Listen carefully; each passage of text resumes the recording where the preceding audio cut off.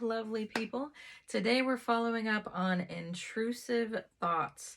So the last video kind of went into detail about what intrusive thoughts are. So as a recap, they are unwanted thoughts and almost always tragic, almost always terrifying, sometimes paralyzing. So it's a little more than a gut feeling. It's a little more than anxiety. It is petrifying. They come in out of nowhere when you're thinking about something else and they kind of take over. So today we're going to kind of go through some different ways to battle these intrusive thoughts. As I stated in my previous video, these thoughts really started to become prevalent in my high school years, but they were prevalent my entire childhood. Like I always had these really daunting thoughts, and they kind of gained superpowers and momentum through high school when I started on my spiritual journey through Christianity, and I thought that it was the devil trying to attack me, which, I mean, the devil's work does act like that. Very well could be.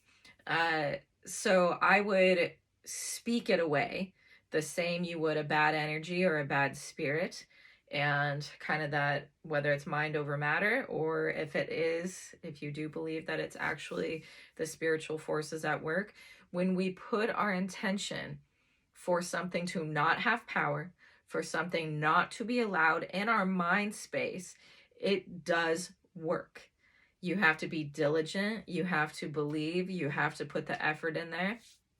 And it's not to say that's going to work for everybody. We're going to go over a bunch of things.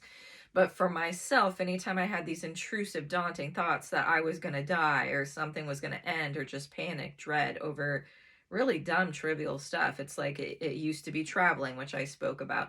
Getting on a plane, it was going to crash.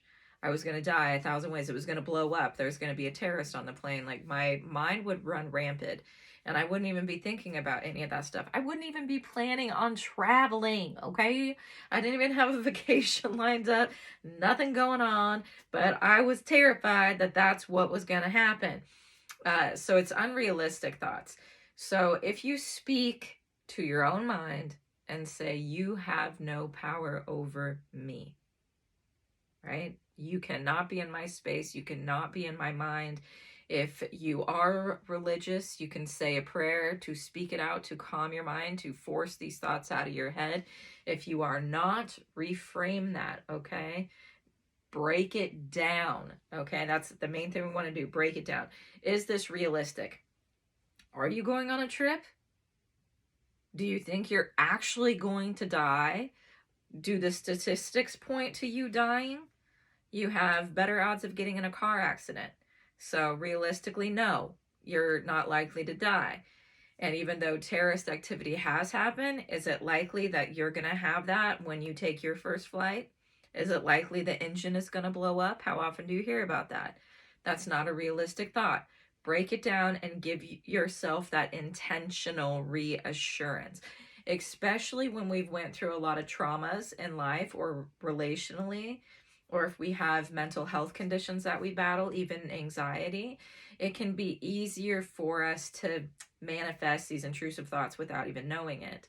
Another great way, if you do have a lot of stress in your life, is meditation, okay? And you just want to calm your mind. There's a lot of great meditations out there. It doesn't have to be anything fancy. You can make your own up on the fly. The biggest thing with the meditation is you want to observe the thought, okay? Reframe it and let it go, kind of like what we just talked about in the breakdown. So you're going to calmly observe the thought. You can close your eyes to help it, progress and get rid of it. And you want to address those emotions that you're feeling, the fear, the anxiety, process through them, let them happen, and kick them out, because they are not valid, constructive. They are breaking you down in other areas of your life. So meditation is great. You can also combine that with breath work. Breath work will help clean out all those negative energies that are creeping in as well. So I highly recommend it. If you would like some more information on meditations, go ahead and drop a comment or hit the subscribe button. I'll be tacking in a lot of meditations over the next few weeks that will be beneficial to you in a lot of different ways, not just for intrusive thoughts. CBT, or cognitive behavior therapy, is another great way to get rid of these intrusive thoughts. And what you really got to do is just find what is going to work best for you. How CBT works is distancing yourself from the thought. So how do you do that? Identify it, process through it, okay? It can take some time with the cognitive behavior therapy. It is a form of physiotherapy, and it works by kind of reprogramming the mind. There's a lot of great CBT workbooks out there if you don't know where to get started or you don't understand what CBT is. But cognitive all is involved with the brain itself. So we really want to work at reprogramming our brain itself, because that's where the problem lies. You can also use a mantra or an affirmation, okay? This too shall pass. I will be okay. This too shall pass. If you are religious, you can use a favorite Bible verse. If you're spiritual, you can hold on to a crystal that has meaning to you, or whatever favorite line from your favorite spiritual book or leader. Just hang on to that and make sure that it's one that is this too shall pass, okay? No enemy can consume me, even if it's thoughts, okay? Command it out again. A lot of these really tie into each other, but this one is repetitive, okay? You're going to say it right away. Say it right away. The second that hits in there, this too shall pass. Or you can say, there is no relevance to this.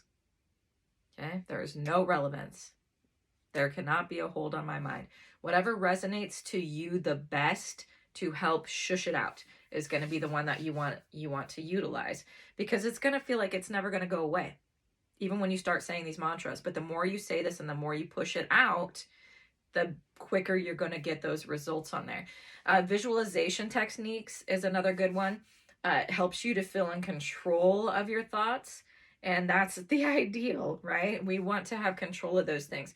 One way is to close your mind and just think of your mind as a blue sky, right? Think of your mind as a blue sky full of clouds. They could be white clouds, they could be gray clouds, they could be shaped different ways. We all have good and bad thoughts, okay? But you want to mindfully push away those dark clouds. Just mindfully dissipate them, let them drift off into the distance, let the wind blow them away, whatever you want to do with your mindset. But visualize each cloud as a thought and just have control over that. What does that look like for you? And there's a lot of different visualization techniques as well. So again, I'll be going over some of those in future videos. Get a pet, okay?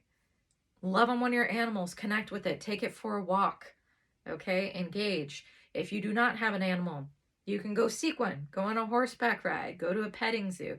If you're an adult, nobody cares. Just, go find an animal to connect with. Even if it's a walk in the woods and you're connecting with deer and birds, I do it all the time. We come from Native American heritage.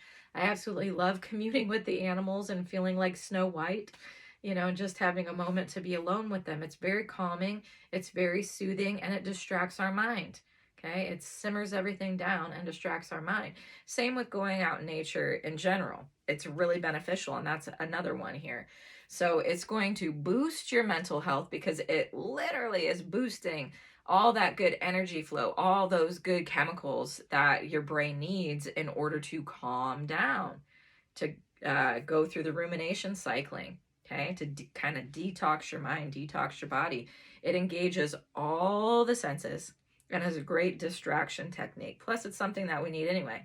And nature's a great way to do your breath work. You can add that component in as well, taking in all that oxygen, dumping all that extra stuff out. You can also externalize the thought. Okay, so the brain likes to tell us stories sometimes that are not true. Speak it out loud, okay? Just externalize it. Speak it out loud, write it out, whatever you got to do, but speaking it out is going to be the best way. This is not facts. This is not true. Speak what the truth is.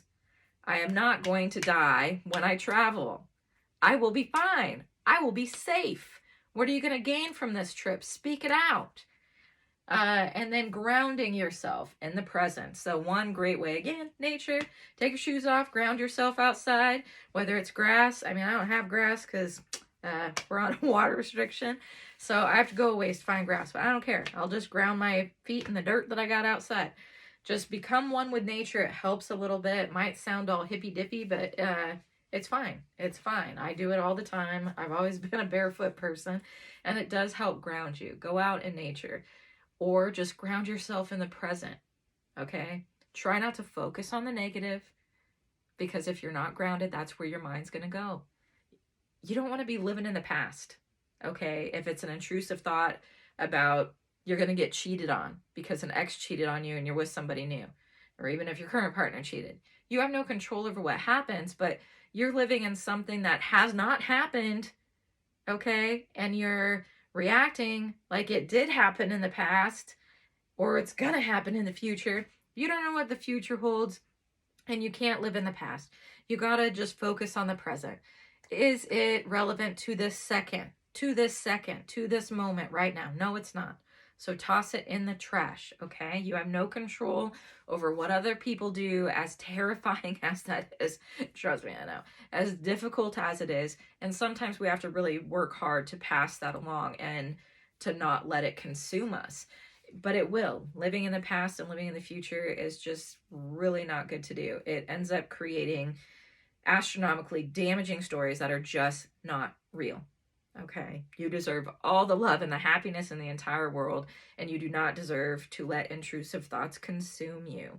So we'll be diving in a little bit more on healing through different topics like this. So go ahead, hit the like button, and I'll see you guys next time.